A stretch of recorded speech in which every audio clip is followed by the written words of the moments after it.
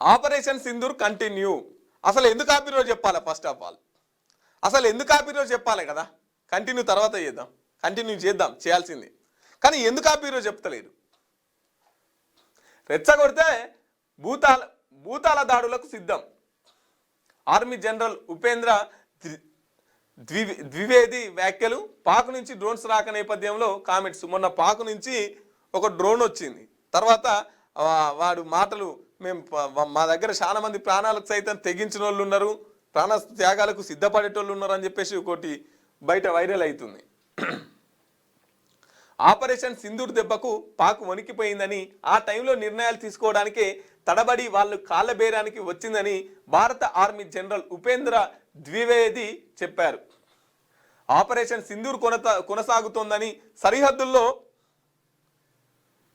సరిహద్దులో ఆర్మీ మోహరింపులు బలంగా ఉన్నాయని, ఎలాంటి అవాంఛనీయ ఘటనలు ఎదురైనా సమర్థవంతంగా ఎదుర్కొంటామన్నారు. పాక్ నుంచి డ్రోన్లు రావడంపై స్పందించిన ఆయన, శత్రు దేశం నుంచి ఏ చిన్న తప్పు చేసినా భూతాల దాడులు చేస్తామంటూ పాకిస్తాన్కు పరోక్షంగా స్ట్రాంగ్ వార్నింగ్ ఇచ్చారు.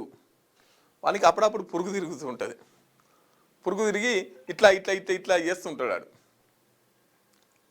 సో మళ్ళొకసారి డ్రోన్ వచ్చినందుకు గట్టి స్ట్రాంగ్ వార్నింగ్ అయితే పోయింది అన్నట్టు.